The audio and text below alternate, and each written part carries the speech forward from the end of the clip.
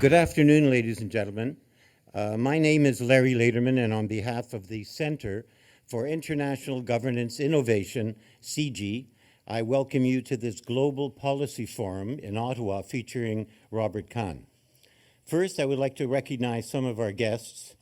The Ambassador of the Republic of Indonesia, His Excellency Faiza Toku, the Ambassador of Algeria, His Excellency Hossein Megar, members of the embassies of Russia, the Netherlands, Poland, Colombia, and the Philippines.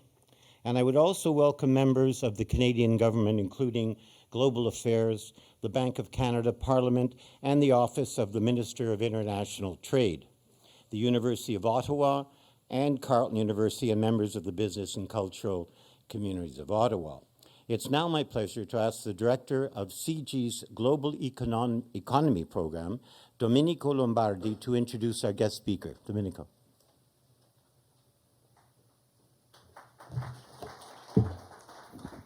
Thank you very much, Larry, and welcome to this event on Venezuela after the fall.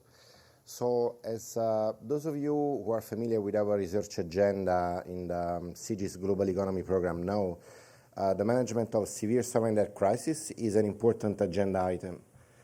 And in planning for this event, I thought that there would be at least 5 important reasons for thinking about Venezuela now. So the first is that the political, social, and economic collapse of Venezuela seems now unavoidable, almost unavoidable. And when it happens, it's gonna materialize almost in our own backyard. The second reason is that in the context of any rescue package that will have to be assembled to support the ensuing economic stabilization of Venezuela, there's gonna be an important geopolitical angle. A geopolitical angle given by the fact that China and Russia de facto are acting as the lender of last resort to Venezuela right now. And China, as you know, has been lending to several countries, both in Latin America and in Africa and elsewhere. However, how China will be positioning itself in the context of sovereign debt restructuring is largely unknown. And then there is Russia. As you know, there is a Russia state-owned company which owns a good chunk of the Venezuela oil refinery network in the States as a collateral. It owns the collateral, which means that should Venezuela default, it would end up owning a significant chunk of the Venezuela's own oil refinery network in the United States. And clearly this poses a number of national security issues for the United States. And again, how the US administration will react to that, to this development, again, is largely unknown. And then more generally, there is the Trump administration that has expressed skepticism, to say the least, on a broader multilateral approach to handling international issues. It has appointed or nominated senior officials who have strongly criticized large bailouts, and therefore how the US administration will position itself in this crisis is another further unknown.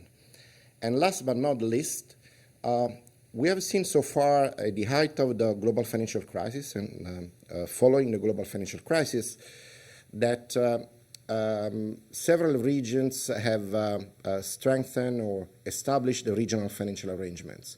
So that has been the case in the Eurozone with the European Stability Mechanism. In East Asia, the East Asians have strengthened the Chiang Mai Initiative. And in Latin America, in the Andean region, in Latin America, for decades, the Latin American Reserve Fund, FLAR, has been operating with a certain success. And in fact, it has already lent significant resources to Venezuela already. And therefore, how the regional financial arrangements, in this specific case, FLAR, will cooperate, will work with the IMF in managing this sovereign debt crisis, I think will add an important dimension to this debate, how regional financial arrangements and the IMF should cooperate in handling sovereign debt crisis, with implications for international financial stability, of course. So to talk about all these issues and more, we have invited an outstanding scholar, an outstanding scholar, Robert Kahn, a senior fellow at the Council on Foreign Relations. Rob has held a number of senior positions in the private sector, in international financial institutions, and in the US government. So before joining the Council on Foreign Relations, Rob was senior strategist with Mora Capital Management, and before then was managing director and head of the Sovereign Advisory Group at Citigroup. And then in the international financial institutions world, he held positions like senior advisor at the World Bank, was an IMF staff economist, always dealing with sovereign debt crisis in one region or another. Even when it was a Treasury or the Federal Reserve, he was focusing on these issues. And before being at Treasury and the Fed, he also served as a senior economist in the Council of Economic Advisors. And maybe that has been the only instance where Rob has not dealt with sovereign debt crisis, but I could be wrong. So I think I've talked for too long, and as I said, I do believe that we have today an outstanding scholar who could really enlighten us on the Venezuelan crisis, and especially all the implications that this crisis could have for the international community, and especially for us here in Canada. And this is part of a CG research project that Rob has been part of, and a forthcoming CG paper drawing from Rob's research is forthcoming. So he's with us today to present some of the preliminary results from this research project. So Rob, without any further ado, thank you very much for being in Ottawa with us today, and over to you.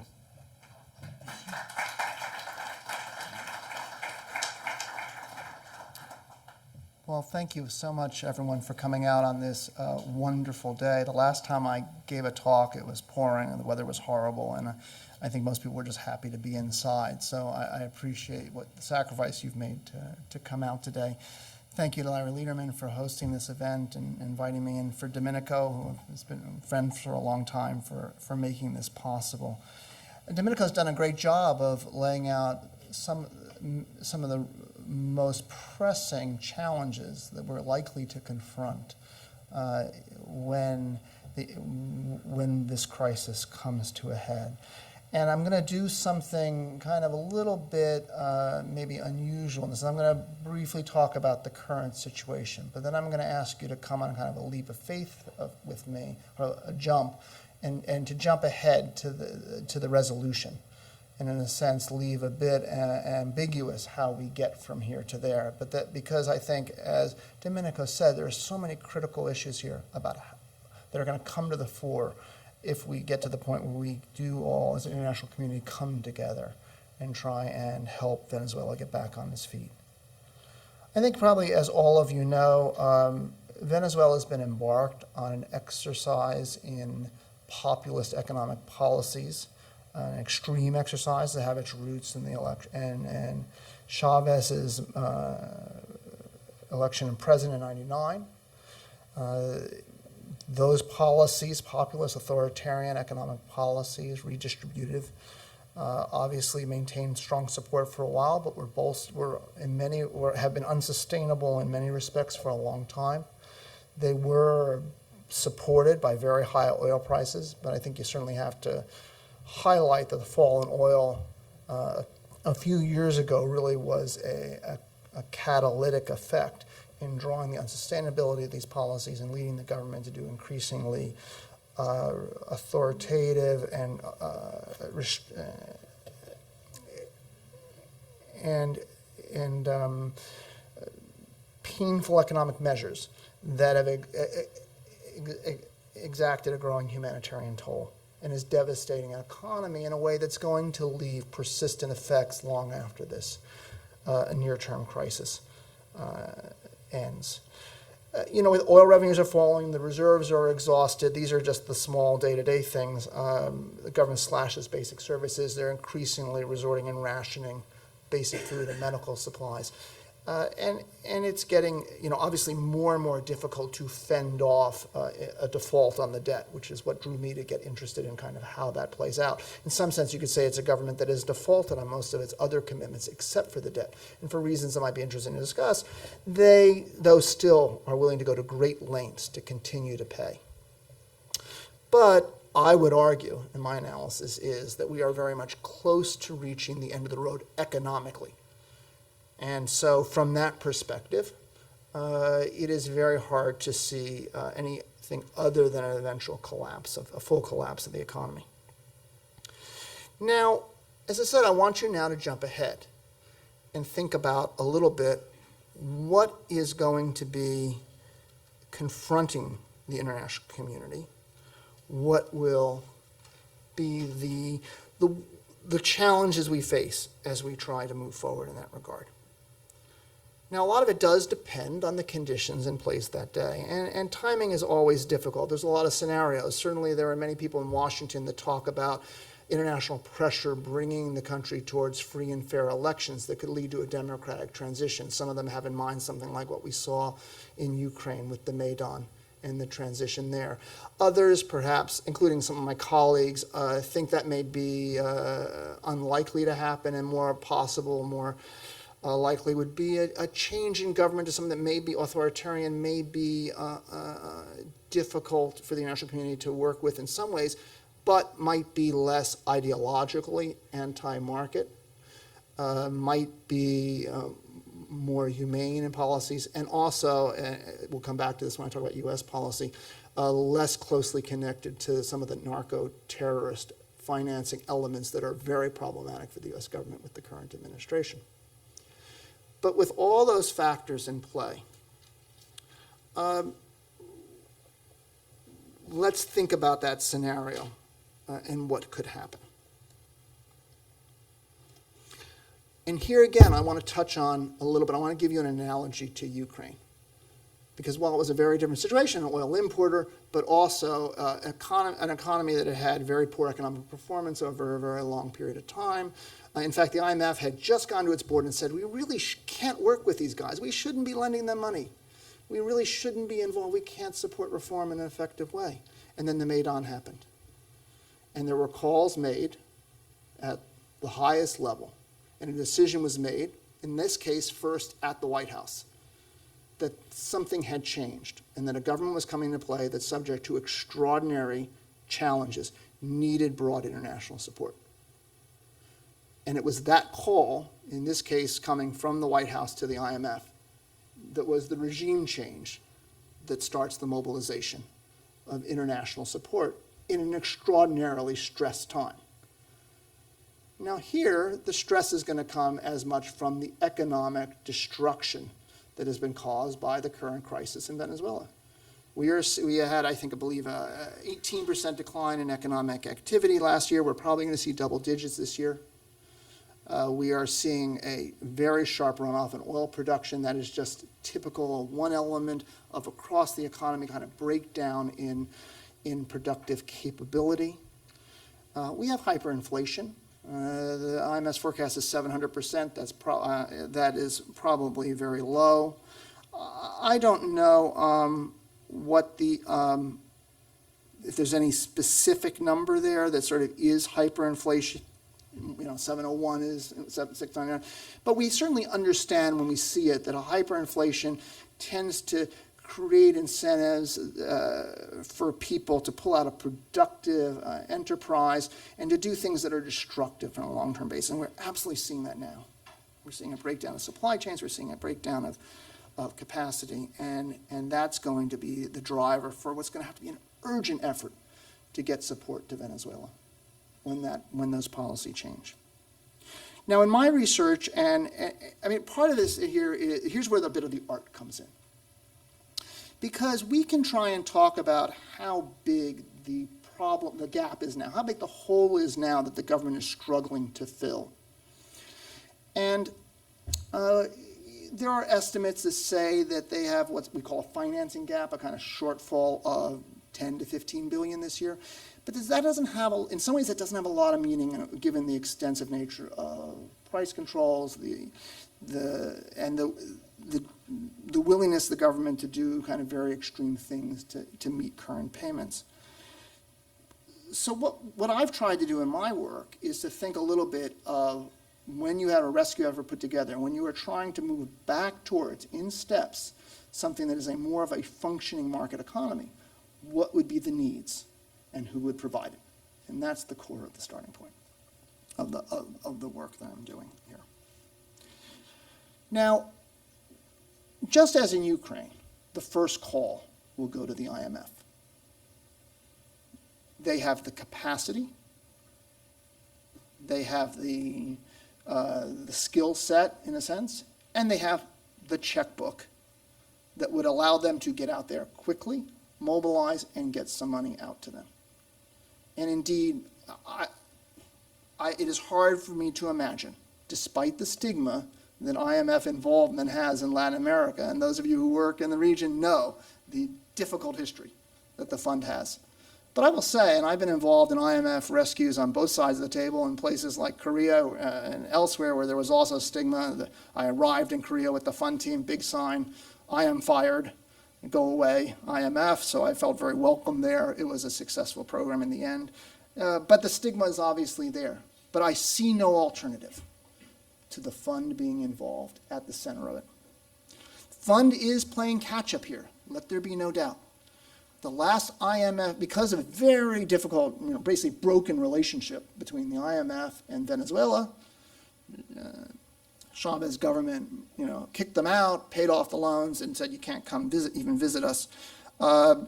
It's essentially against the law for a government official to talk to the IMF, essentially, pretty much, all but. The last IMF Article 4, which is their annual review of the economy, a comprehensive review that all members agree to do, I believe was 2004. The last time an IMF team visited Venezuela was 2007. I'm aware of one member of the fund staff who's been on one of those missions. So they're starting from zero, and that's going to make it very difficult. But they would be able to move quickly and put together a program. They're going to have to do it with tremendous speed, because when they get there on the ground, they're going to see a lot of misery, they're going to see a dysfunctional economy, they're going to be under huge pressure to try and get things started again. Speed is actually going to be a challenge for them, because the way you tend to put these programs together, particularly when you have so little information, is to collect the information, build the teams, negotiate. They could easily tell you a story that could take you 3 to 6 months to get a program together. So issue number one for the international community in this will be basically to make sure the fund is comfortable and has the political backing to break those rules to move very quickly. There's trade-offs when you move quickly. You're moving with a lot of bad information. You can end up being, embarrassing yourself because you go with a program and you say, here's the economy, and then 3 weeks later you're saying, except it's not, and here's the real economy. I mentioned earlier I was involved in Korea, where in the beginning of, in November of 1997, we had a program together. It failed in 3 weeks. We told everyone that they had 30 billion in reserves. At the time, they really had 3. But it was the desire to move very quickly and respond to the need. And the fund's going to have to very much do that, but it is going to involve some trade-offs. What might a program look like that the IMF would put together under that kind of immense pressure in the field? I'll give you a couple. I'll give you Rob's plan, which they're not committed to, but it is drawn on the experience of other efforts in these kind of emergency cases, post-crisis, post-conflict kind of stories. Number one, there would have to be a unification of the exchange rate, and it would have to be allowed broadly to float. Once again, breaking a certain amount of China in the Latin American context, given the difficult experience with floating. But reserves are essentially exhausted. And They don't have the money to do it, and in fact, the program would want to rebuild reserves over time. They now, as part of this process of increasingly putting restrictive controls on the economy, they've introduced this multiple-tier exchange rate system, if any of you are aware of it, with an extraordinary range of values to it. The official rate is 10. There's a parallel rate if you get permission to do it, which I think last time I looked was something like about, I wrote it down here and now I forgot, I think it's 700 or so, and then the black market rate is 6,000. It was 500 a year ago. So that gives you a sense of the price distortions. But it also, by the way, it means that essentially in an environment where the fund comes down and says, look, this is badly distorted all the price signals in the economy. We have to have a single price for foreign goods. We're going to have a single exchange rate. We can't afford anything else anyway. We're going to unify. We're going to let the exchange rate go where it will. That, though, is going to create huge dislocations to which they're going to have to be responsive to it. But I see no alternative to an exchange rate float. And part of what I've done in my scenarios is think about some different exchange rates as to where it might settle. Without getting too much in the weeds of my old professor's theories, these exchange rates tend to overshoot in the short run and then come back. And so you have to be a little careful, but it does mean in the beginning that you could have an exchange rate that's actually closer to that black market rate than to the official rate. So float the exchange rate. 2, rapidly increase energy prices to world levels, rapidly meaning in a couple of years, in steps. Why do you do that? Well, the fund has a lot of research. There's actually some really good papers they've written a couple of years ago on how distortive subsidized energy is in an economy like this. Essentially, it does distort the whole supply chain. It also becomes a critical element of the social safety net, right? Free gas, and wealthy people can heat their swimming pools with it. Access to that free gas becomes a major corruptive tool. But the idea that it becomes a core part of the social safety net, aside from making it hard to figure out what the real fiscal position is, that's my problem, not theirs, but it does create this extraordinary distortion. Some estimates are that the state, and we don't really know, but the state energy company, PDVSA, probably is running a deficit somewhere in the order of 15% of GDP. That's a big number. It's not financeable. The fund will not want to finance it. And as I said, it distorts prices throughout the economy.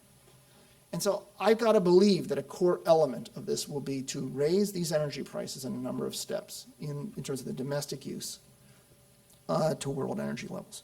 But it does destroy the safety net. And so the third thing is you've got to get a new safety net up and running. And you've got to decide how much to cut elsewhere and how fast to do that. Those of you who followed Greece will know that we had this big debate about austerity and how fast to cut. And there was a kind of lesson that IMF took out of that you have to be a little careful about cutting fiscal too fast, particularly when growth in the region is weak. And so they call it the fiscal multiplier, but essentially it says that you have spillover effects on demand, and if you have a stronger growth environment, it's easier to adjust to these kind of price changes and shocks. It's absolutely going to be the case here. I think the big call here for the fund will be how much austerity this country should and will be asked to tolerate. And here, once again, everybody should have a say in it. It's hard. I have to give the fund, give it, it's not an easy thing. A lot of these numbers, this 15% number, some of it is just simply corruption and payouts to vested individuals. And so some of that fiscal consolidation is not going to be felt in a general recession. It's a transfer stopped.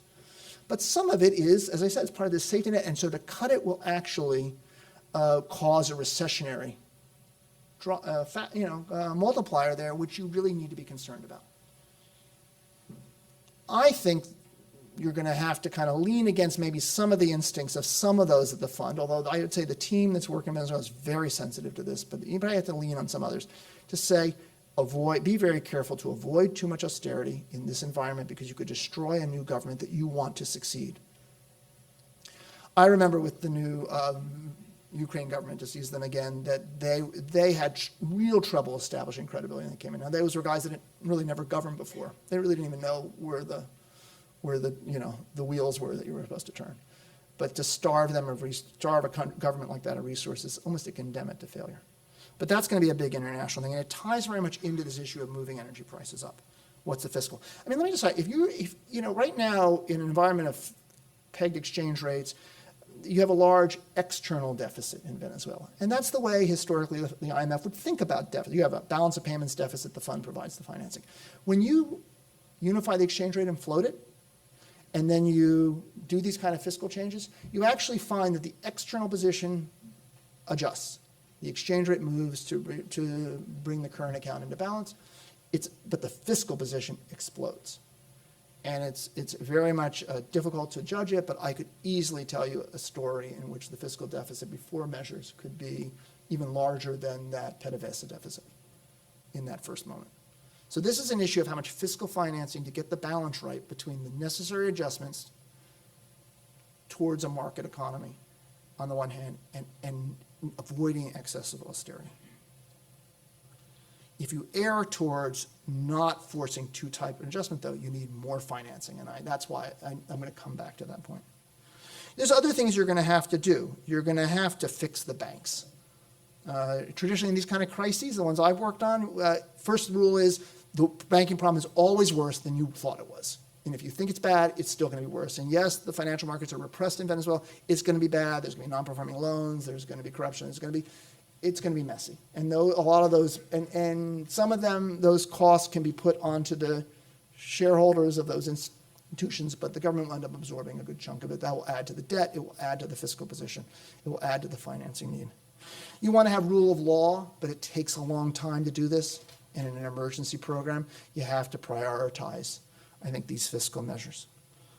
All of this leads to what I think could be a financing need that could be on the order of, I'll try and give some context to this, $40 to $50 billion over 2 years for Venezuela.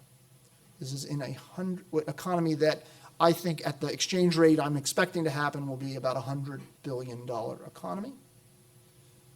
So you're talking about a financing need that could be as much as 50% of GDP over 2 years, which is an extraordinary need. It is extraordinary relative to the Venezuelan economy. And by the way, it is also extraordinary relative to what governments will be prepared to put in. And that's what gets you to the sovereign debt issues, which animate me so much. But before we get there, you have to ask how much should and will the IMF want to put in on its own. It's an interesting time for them. In late 2015, 2016, in response to kind of the European crises and the challenges there, also in response to some things Russia has done in other countries, and they revamped their lending rules and their debt rules in a series of papers that were put out. We haven't had a big sovereign debt crisis since then. So this is going to be the first test of these sparkly, spangly new rules that the IMF has. That's good and bad. I think the new rules in many respects improved on a policy-making process. Europe had showed some flaws in the way in which the IMF acted vis-a-vis its members. But sometimes it produces a degree of legal rigidity because you will have people that we have to do exactly what the new rules say. And as I talk about in the paper, there are going to be some respects in which the new rules weren't really written with this kind of crisis situation in mind. Still, those rules are the rules. What they in essence did, and this gets, and I won't go into too much detail on it other than to say, the IMF under its rules lends to countries based on how much the country has put into the institution. Its so-called quota. Venezuela has a small quota. They haven't traditionally been a big contributor to the fund. And that means that under its traditional rules, they would not get a lot of money from the IMF acting alone. The IMF can come. They have a facility, by the way, called a rapid financing facility where they can put some money in almost immediately, even before the program's been designed. That would be $1.9 billion for a country with the quota the size of Venezuela's. Not really. It helps. It's good, but it's not going to sort the problem out. So pretty quickly, huge pressure on the IMF. Get some money out. Get a program going. And they're saying, but we don't have all the pieces. We don't know the size of the hole in the banking system and all of that. They won't be able to wait.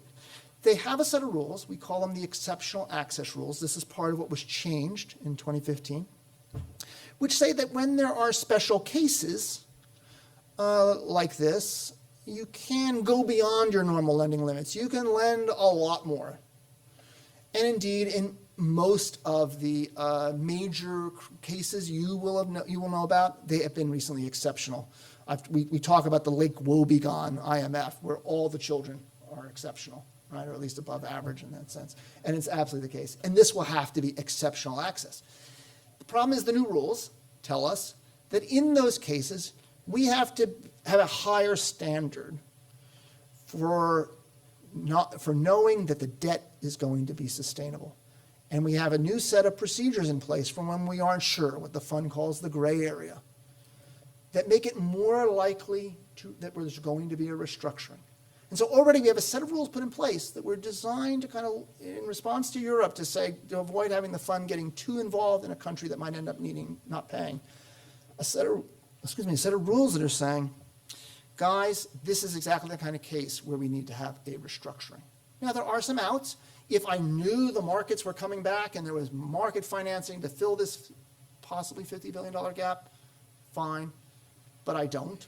I think you can be confident that we're not going to be talking about a world in which markets will come back quickly. And they have certain ideas about what kind of level of debt is sustainable in the gray area. There's a couple of different ways you can look at it. There's a lot of analysis, and usually we look at things like debt to GDP. But if I'm right about what happens to the exchange rate, if I'm right about how much debt there is, $120 to $150 billion after the fall, with debt with a GDP of 100, that is a debt ratio well above 100% for a country with these challenges. No economist would find that sustainable. Even if we said, well, look, Rob, GDP, what does that mean in dollars given this kind of uncertainty? Let's look at, say, debt to oil exports, a better measure, which is a fair challenge. Oil exports have been dramatically falling because of lack of investment and other policies of the government. So now this debt would be about 4 times annual export earnings. Also massively more than would be reasonable to ask them to pay. So on both of those, we can look at other things, the net payments that are due. I've looked at a variety of measures. They are flashing red on all of these measures. So on a strict calculation of sustainability, it would be extraordinarily difficult at that moment for the fund to say anything, but this debt is unsustainable and there must be an operation to do it.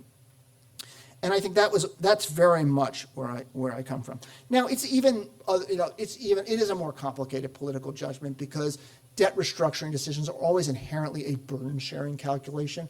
And some of the pressure, as we saw in Greece in 2012, after 2 years of the official community bailing out Greece and seeing the money turning around and leaving, that sometimes the debt restructuring decision is as much about burden sharing. And certainly in this case, I'm going to argue that if we're going to get a package that fills the financing need, the major players are not going to want to see their money going back out the door, particularly given the history of Venezuela.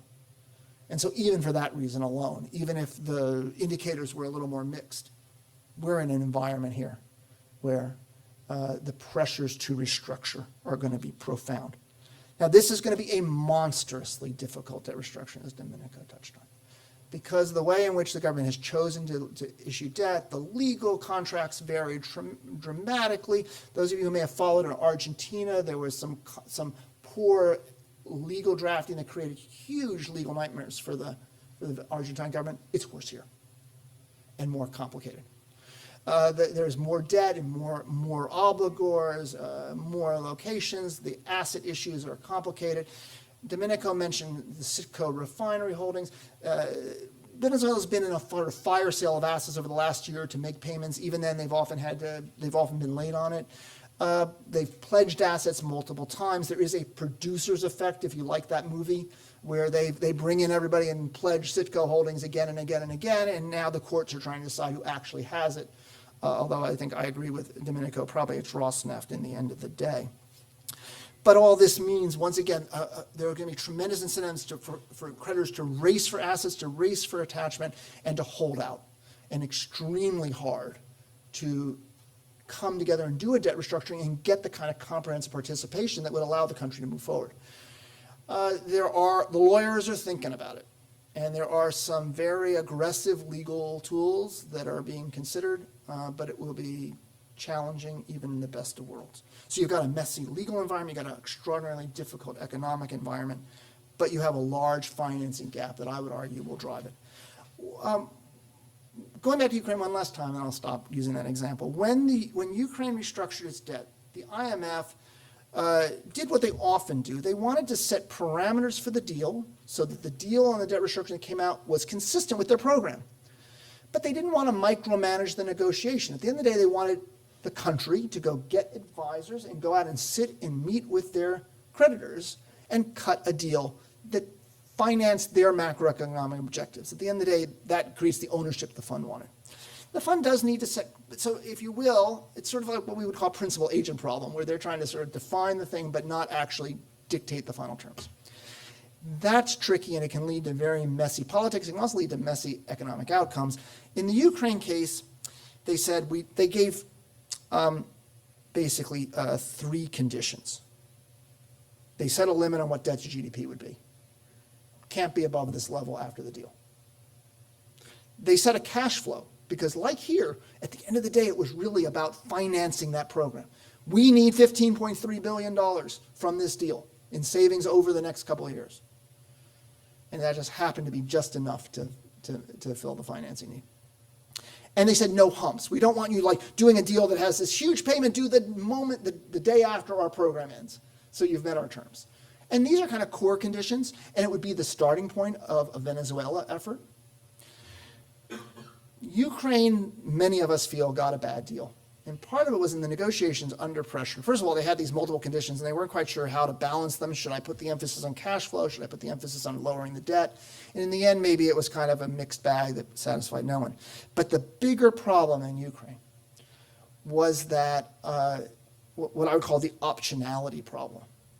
That the creditors basically were disagreeing with the Ukrainians on how bad their situation was and how much relief they needed, and convinced the Ukrainians to give them basically what we call a clawback, to say, look, we think you're going to grow faster than you say you're going to grow. So if you grow faster, we want our debt relief we gave you back.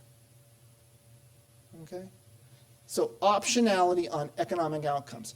Now, optionality can be a good way in a debt negotiation of bridging differences, but it can also be really expensive for the creditor. So now let's think about in this case. You're going to have a creditor that's going to come in here, and the government's going to say, we're broke. The fund is going to say, we have a huge financing need. We need you to give generously and often. And these creditors are going to say, wait a second, you have the world's largest oil reserves. You're super rich. Markets are going to come roaring back. And the fund's going to say, well, we can't believe in that. This could be years before we're really back. No, these guys are rich. We shouldn't be giving relief in this environment. One way to bridge that would be to create optionality. In this case, linking to oil.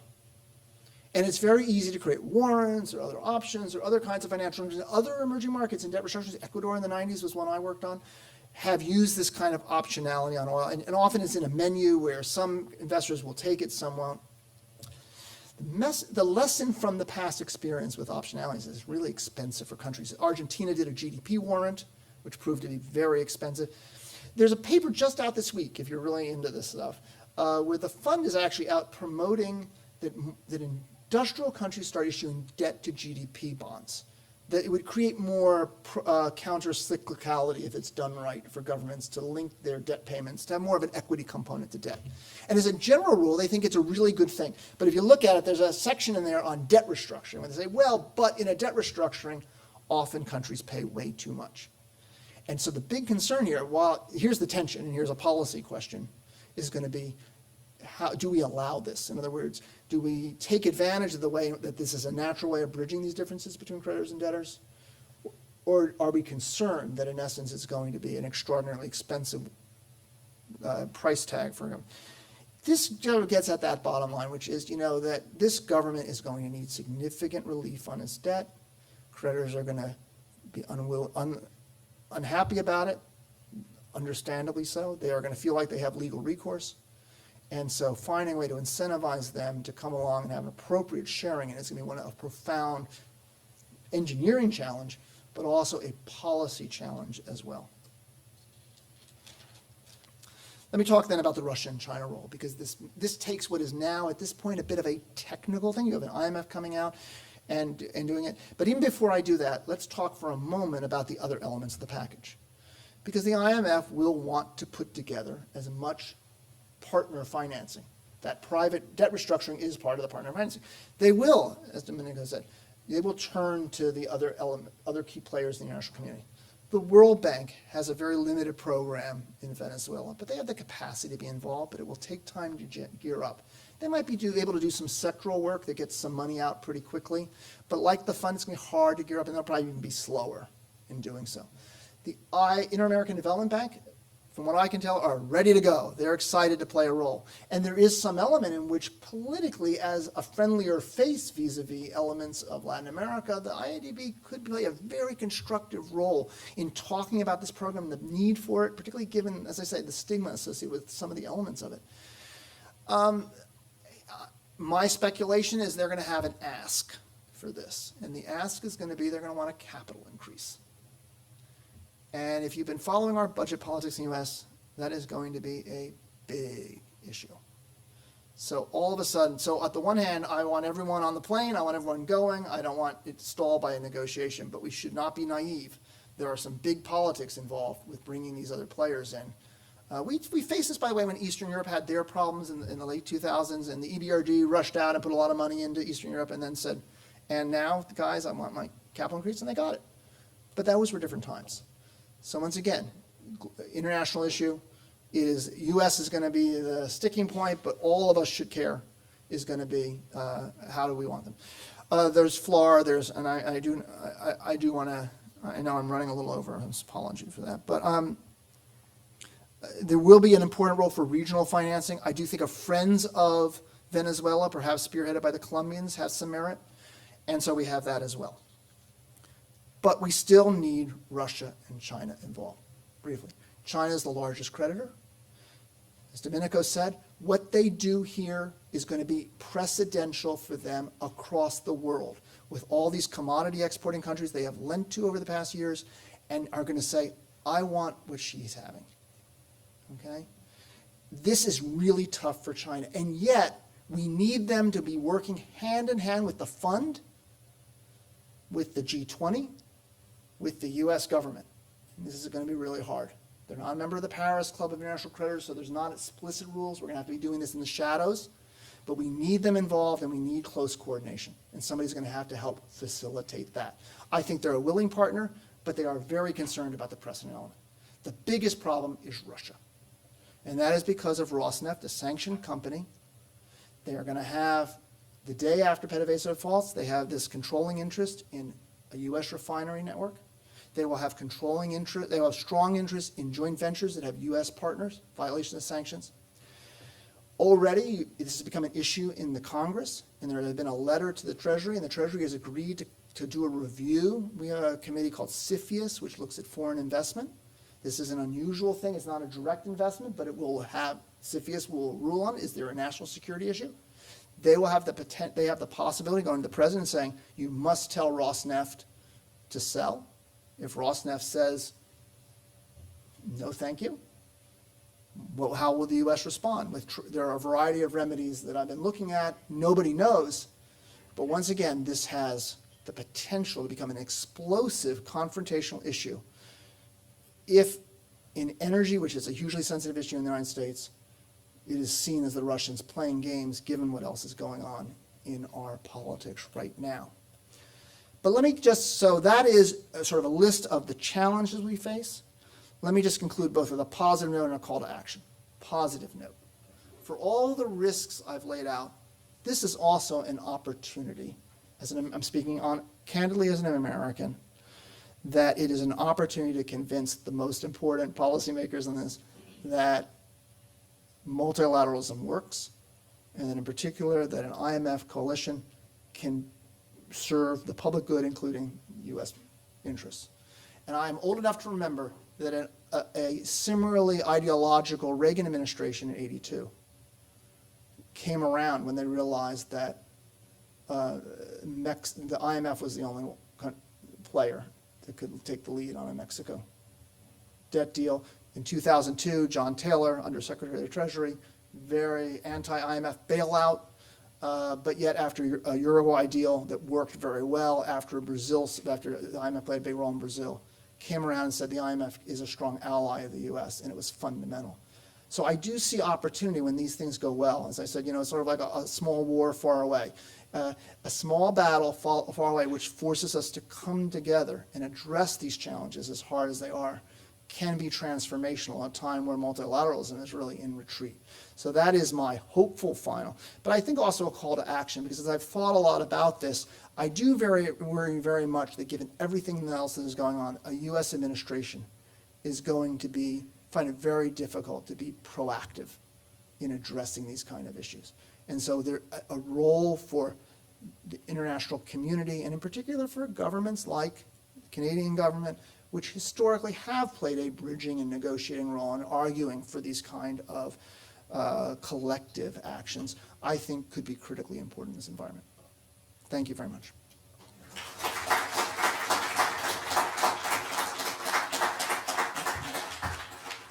Mr. Khan is open to questions. I would ask you to come to the microphone, identify yourself, and ask your question. Thank you.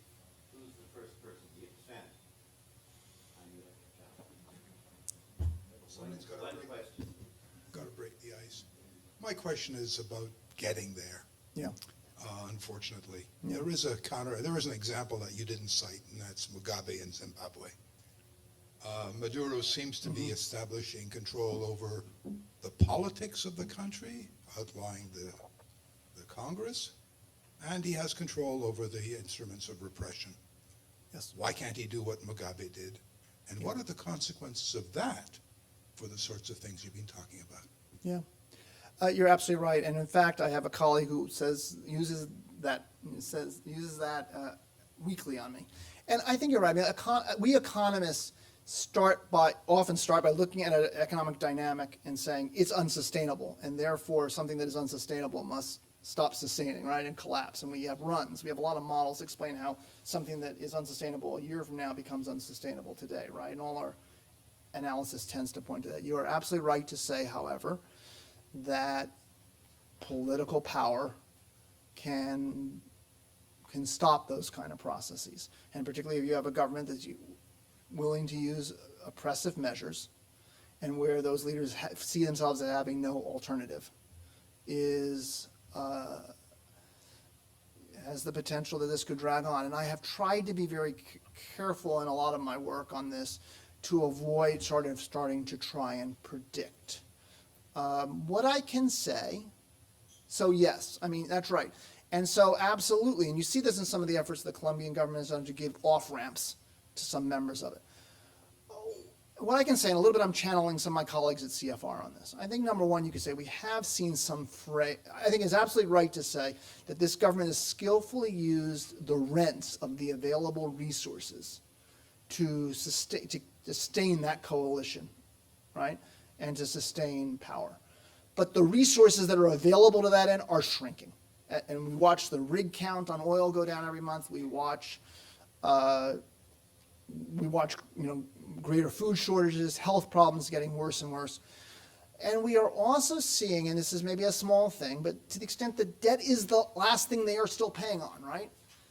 Since about October of last year, they have had real trouble making payments, and they have gone to more and more extreme methods to make them. They've been late in arrears. They did this Rosneft deal, which was a giveaway of these Citgo assets. They've done bearer bonds. And for those of you who are in financial issues, you're doing that for a very specific reason. I mean, if you're doing things to do it, and more recently, they kind of, I think, they've done some market transactions which are unusual. So we are certainly, from a financial engineering perspective, getting evidence they really are running out of the tools that they have sustained them for the last several years. The other thing I will say, and this is way outside my field of expertise, but it's something we do kind of talk about a little bit in the context of the new administration, is there have been other administrations in the past that would have set a high bar for what would be the democratic values of an administration they would work with and that they would mobilize. Because this is going to be a really hard lift for the U.S., for the IMF, for you guys, for everybody, right? You know, and I did mention this sort of a scenario which sometimes is talked about, where you would get a change in government, which would be notionally still Chauvinista, but would be more pragmatic, more willing to work with the West, willing to do these kind of more market-oriented policies. I'm not speaking to the politics so much of it, but I do know, I can tell you that there is a lot of discussion about whether or not the administration, this administration, might be more sooner ready to support an international effort in support of that kind of government. It's a hypothesis and the like. But I think more of that form of thing, that I just see more and more pressures of the sort that, yes, there is Zimbabwe, but there are, and most times, you do see countries that get to this point with hyperinflation and the corrosive effects of it, with exhaustion reserves, actually do collapse because they can no longer control, you know, the resources that are needed.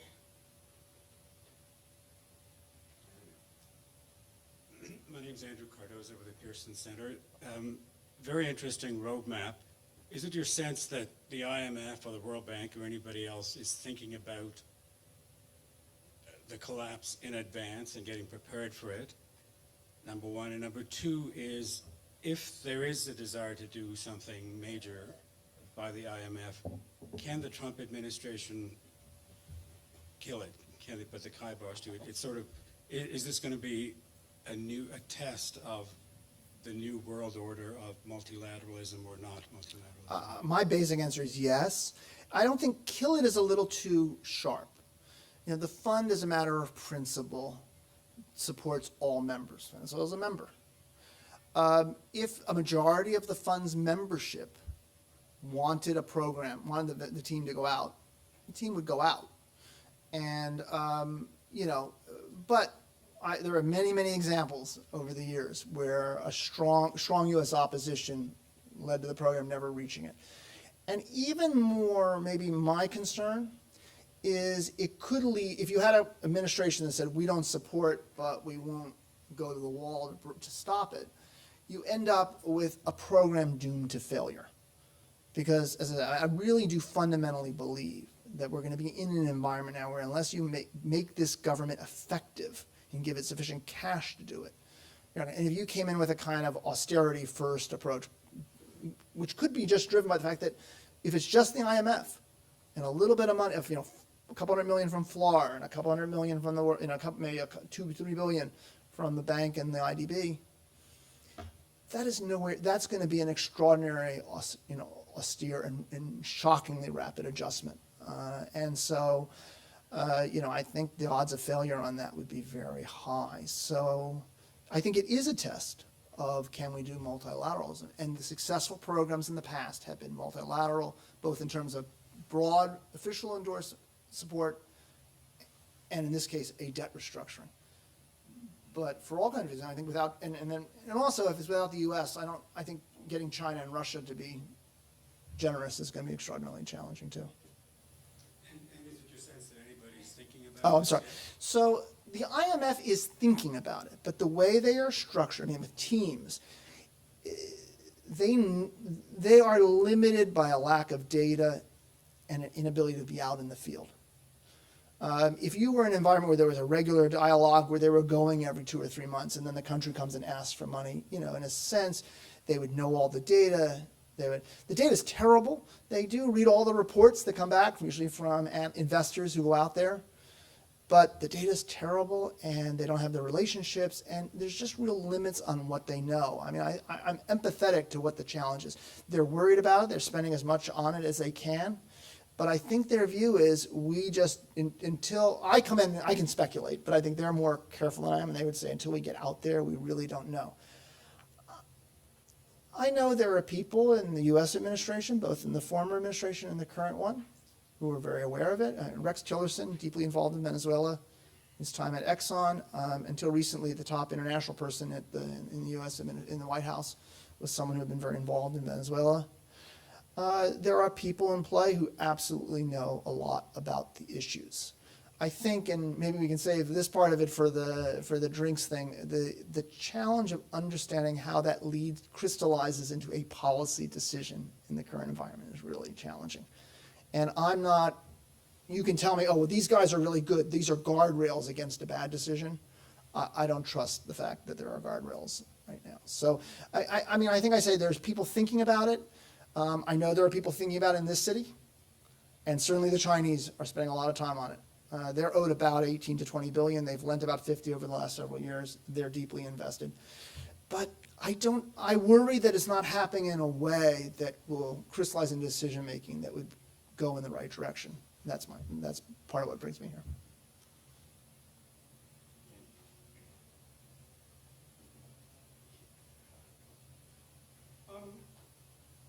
Of course, everybody here hopes that, yeah, Ken Johnston, sorry. We all hope that the solution that you put forward works. The economics are interesting, elegant, etc. But the politics are very messy. Yes. I mean, some recent examples of serious debt problems include Greece and include, as you pointed out, Ukraine. But in both cases, the creditors had more skin in the game than I think would be the case with Venezuela. It'd be interesting if you comment about that. I find it difficult to know exactly what Washington, what the United States would feel that it was obligated to in terms of Venezuela, for instance. And on the side of the Venezuelans, at least I think in the case of Greece and certainly Ukraine, you did have governments with some sort of stability in place to negotiate with. But my understanding is that the opposition is extremely mixed at this point in Venezuela and bordering really on the point of chaos. So I'm wondering how you would... In the early days of the Maidan, when the first days of that new Ukrainian government, there were some experienced people, but there were a lot of new people too. And I've been involved, I remember the breakup of the former Soviet Union was another example where you ended up with extraordinarily inexperienced governments coming in, and there was a debt restructuring operation, although that had a strong official element. I find your point on more skin in the game as a debt issue pretty interesting. I'm not sure I agree with it in the sense, yes, Venezuela is small and kind of in the sense relative to a Greece or a... Yeah, and I was thinking that a major creditor in the case of Greece was the ECB. Yes, well, it is absolutely right that in Greece in 2014-15, you had two major governmental blocks, right, that were willing to write large checks. And so aside from whatever you thought of debt sustainability, and to be honest, I thought they should have restructured from the start. You didn't have to restructure in Ukraine, the first program, just as you didn't have to restructure in 2010. We can say we didn't do it because of contagion. Point was, there was enough official money coming in that you didn't need to. Right? You're right to say, and this is the animating thing, there is no big official check. The U.S. is, you could see $1 billion or $2 billion in loan guarantees, but we're not going to write a large check on our own. And there's no official bilateral contributor to help fill this gap. And that is what makes the debt issue so pressing. I do think in terms of the creditors, I mean, you're going to have some very dedicated Latin American investors that are big into here. You're not going to have, like you did in Ukraine, one big U.S. investor who's very important, has like too much of the debt, and that becomes a political issue. We don't have that there. There are going to be, and this gets into a little bit in the debt weeds, there's a big debate going on about whether you should have creditor committees or not, and part of that also speaks to the politics of it. But you're right, the bigger, broader political question is, what is the interest, particularly of the U.S., but in making this deal happen? It is in our neighborhood. It is a oil exporter. It does have, extraordinarily large reserves. The upside of a successful resolution of this is important, and I think as part of an international-led coalition actually can be very at a time where U.S. relationships with the Southern Hemisphere have been frayed with NAFTA and other things. This is actually one on which there will be common interest in doing it. Is that going to be enough? I can't say, but I can make you a case that they will do it. The president did have in the wife of a Venezuelan diplomat into the Oval Office. I mean, there have been elements, and who knows who made that happen, and that's part of the whole the game that's going on in the White House. But there certainly are elements of the Republican coalition that, to the extent you can bring Venezuela back to the markets, would see that very positively and would tie it into a freedom agenda. Of course, other people that want the elections, and they've been very tied with the opposition. You're absolutely right. The opposition just has no experience in terms of governing. There are people who are very prominent economists like Ricardo Hausman, but it would be an extraordinary challenge if they came in tomorrow. Just briefly, what then? I mean, we all hope that the kind of solution you're putting forward is what eventually takes place. But if it doesn't, what happens? I mean, I think. Okay.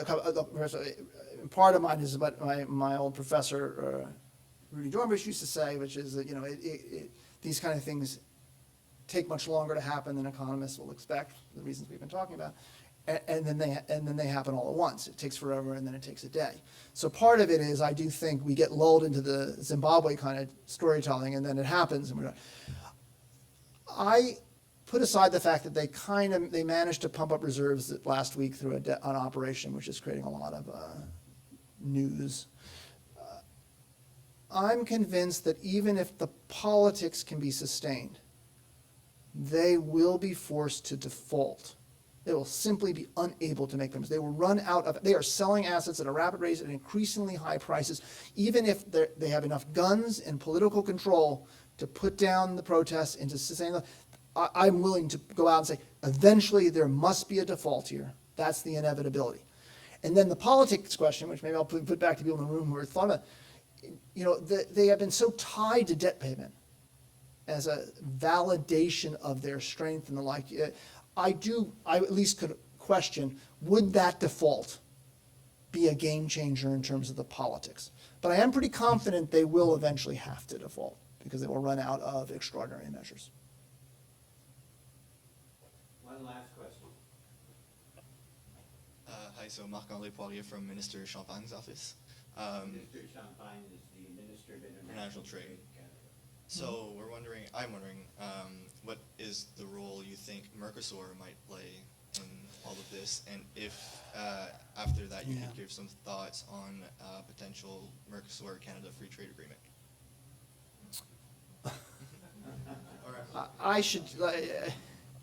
I'm going to pass on the latter one, not because it isn't important, but I can't possibly say anything that would add to your knowledge base on that. Domenico and I have been having some back and forth, and I've been looking at all the kind of because we are interested in this sort of the regional development angle, and so I was looking into the Mercosur. But my instinct, this goes back to my Fed days when I worked on regional integration issues at the Fed, is of course that Mercosur has a pretty difficult history, right, in these type of things, often because the lack of enforceability makes the lines that are at the core of a successful trade facilitation area make them, in a sense, junior debt in crisis. It's fine in good times, but when you get to these difficult times, they become, in essence, the debt you don't have to pay. And so you see these lines exhausted. Also keep in mind, because 90%, at least in the current environment, 90% of Venezuela's exports, really a little more, are oil or related products. I'm not sure that a regional trade initiative is so central. There are bigger problems to getting that oil going again out of the ground. It's heavy crude. They can't pump. Everything's being stolen or it's broken. Those are the bigger problems. You fix that, I think the financing would come back for oil exports. And then also, and I think so I don't see Mercosur as maybe being, I'd love to be wrong on this, be pushed back on it, but that I don't see it as critical to restarting the economy. What might be interesting, if I'm right on the exchange rate, and you get that massive depreciation with unification, at some point, not immediately, given the crisis, the uncertainty, the difficult investment environment, but certainly when you start to see the seeds of recovery, you start to see new industries develop that were not viable at the old official exchange rate. Remember, those of you who remember Venezuela, I was talking before, remember Venezuela in the 70s and 80s, and my first trip to Venezuela was 86. It was a period of overvaluation, but extraordinarily resource-rich country, well-trained, educated people. They could do a lot of stuff. Now, the oil rents and the Dutch disease problem was evident even then, but But I've got to believe that you have the capacity, and maybe then there'd be an interesting kind of set of things to think about in terms of taking some chance or encouraging financing for new industry.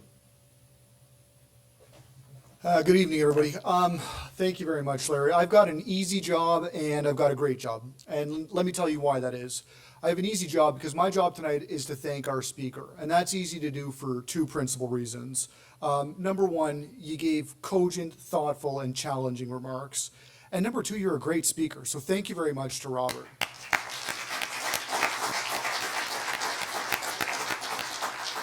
And I have a great job. And what I mean by that is I get to work at the Center for International Governance Innovation every day, which is a think tank based in Waterloo. And when we're there, we're working on some of the most challenging contemporary policy challenges that global governance knows. This is one of them. And I get to work with people like Robert and Domenico. And when I hear things like Argentina, do you remember Argentina? Yeah, this one's much worse. I get stressed. But then I'm comforted by the fact that I get to work with people like you, and I know that individuals like Robert Kahn have turned his mind to this problem. And I view this very much as the start of the conversation, and I actually mean that literally. This is not the end of the conversation. Rather, this is the start. We're going to be heading to a reception where we can actually continue the conversation. So thank you to the audience for coming. Thank you to Larry. Thank you to Domenico. And once again, ladies and gentlemen, I'd ask you to join me in thanking our speaker, Mr. Kahn.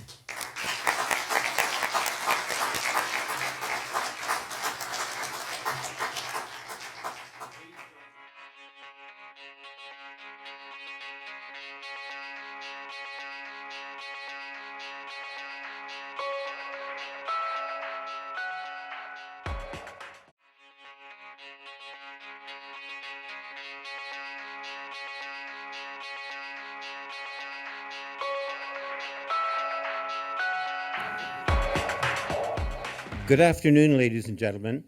My name is Larry Lederman, and on behalf of the Center for International Governance Innovation, CG, I welcome you to this Global Policy Forum in Ottawa featuring Robert Kahn. First, I would like to recognize some of our guests. The Ambassador of the Republic of Indonesia, His Excellency Faiza Toku, the Ambassador of Algeria, His Excellency Hossein Megar, members of the embassies of Russia, the Netherlands, Poland, Colombia, and the Philippines. And I would also welcome members of the Canadian government, including Global Affairs, the Bank of Canada, Parliament, and the Office of the Minister of International Trade, the University of Ottawa, and Carleton University, and members of the business and cultural communities of Ottawa. It's now my pleasure to ask the Director of CG's Global Economy Program, Domenico Lombardi, to introduce our guest speaker. Domenico.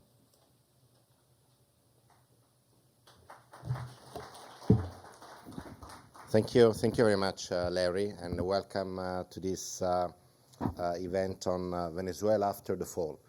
So, as those of you who are familiar with our research agenda in the CG's Global Economy Program know, the management of severe sovereign debt crisis is an important agenda item. And in planning for this event, I thought that there would be at least 5 important reasons for thinking about Venezuela now. So the first is that the political, social, and economic collapse of Venezuela seems now unavoidable, almost unavoidable.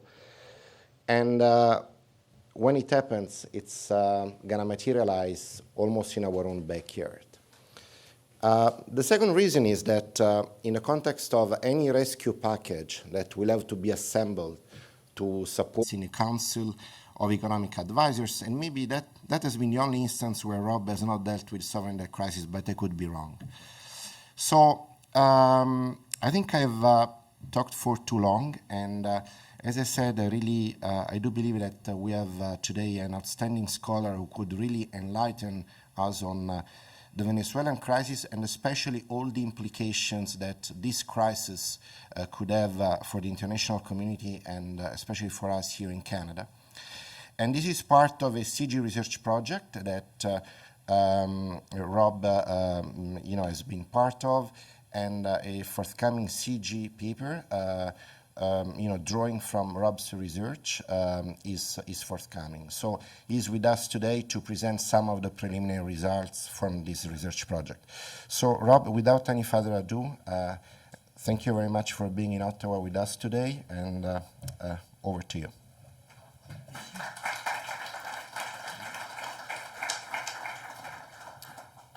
Well, thank you so much, everyone, for coming out on this wonderful day. The last time I gave a talk, it was pouring and the weather was horrible, and I think most people were just happy to be inside. So I appreciate the sacrifice you've made to come out today. Thank you to Larry Lederman for hosting this event and inviting me in, for Domenico, who has been a friend for a long time, for making this possible. Domenico's done a great job of laying out some of the most pressing challenges that we're likely to confront when this crisis comes to a head. And I'm going to do something kind of a little bit maybe unusual in this. I'm going to briefly talk about the current situation, but then I'm going to ask you to come on kind of a leap of faith with me, or a jump, and to jump ahead to the resolution, and in a sense leave a bit ambiguous how we get from here to there. But that, because I think, as Domenico said, there are so many critical issues here that are going to come to the fore if we get to the point where we do all as an international support the ensuing economic stabilization of Venezuela. There's going to be an important geopolitical angle. A geopolitical angle given by the fact that China and Russia de facto are acting as the lender of last resort to Venezuela right now. And China, as you know, has been lending to several countries, both in Latin America and in Africa and elsewhere. However, how China will be positioning itself in the context of sovereign debt restructuring is largely unknown. And then there is Russia. As you know, there is a Russia state-owned company which owns a good chunk of the Venezuela oil refinery network in the States as a collateral. It owns the collateral, which means that should Venezuela default, it would end up owning a significant chunk of the Venezuela's own oil refinery network in the United States. And clearly, this poses a number of national security issues for the United States. And again, how the U.S. administration will react to this development, again, is largely unknown. And then more generally, there is the Trump administration that has expressed skepticism, to say the least, on a broader multilateral approach to handling international issues. It has appointed or nominated senior officials who have strongly criticized large bailouts, and therefore how the U.S. administration will position itself in this crisis is another further unknown.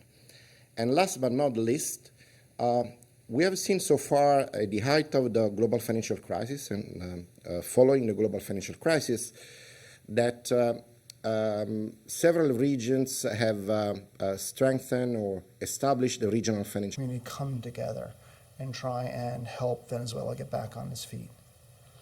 I think probably, as all of you know, Venezuela has been embarked on an exercise in populist economic policies, an extreme exercise that have its roots in the election and Chavez's election of president in '99. Those policies, populist, authoritarian economic policies, redistributive, obviously maintained strong support for a while, but have been unsustainable in many respects for a long time.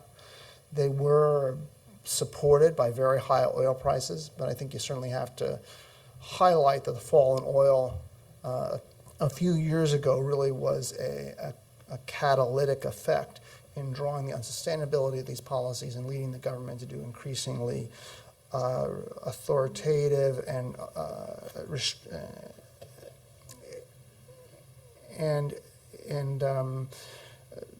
painful economic measures that have exacted a growing humanitarian toll and is devastating an economy in a way that's going to leave persistent effects long after this near-term crisis ends. With oil revenues are falling, the reserves are exhausted. These are just the small day-to-day things. The government slashes basic services. They're increasingly resorting and rationing basic food and medical supplies. And it's getting, obviously more and more difficult to fend off a default on the debt, which is what drew me to get interested in kind of how that plays out. In some sense, you could say it's a government that has defaulted on most of its other commitments except for the debt. And for reasons that might be interesting to discuss, they, though, still are willing to go to great lengths to continue to pay.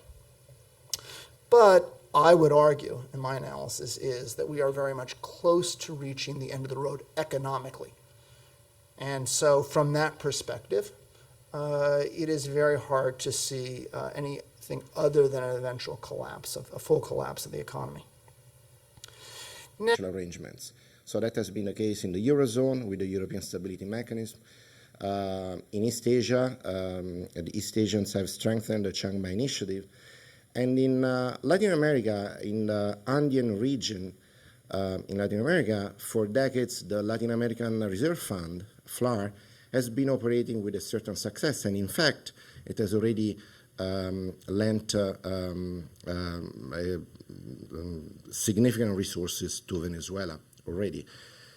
And therefore, how the regional financial arrangements, in this specific case, FLAR, will cooperate, will work with the IMF in managing this sovereign debt crisis, I think will add an important dimension to this debate, how regional financial arrangements and the IMF should cooperate in handling sovereign debt crisis, with implications for international financial stability, of course. So to talk about all these issues and more, we have invited an outstanding scholar, an outstanding scholar, Robert Kahn, a senior fellow at the Council on Foreign Relations. Rob has held a number of senior positions in the private sector, in international financial institutions, and in the US government. So before joining the Council on Foreign Relations, Rob was a senior strategist with the Mora Capital Management, and before then was managing director and head of the Sovereign Advisory Group at Citigroup. And then in the international financial institutions world, he held positions like senior advisor at the World Bank, was an IMF staff economist, always dealing with sovereign debt crisis in one region or another.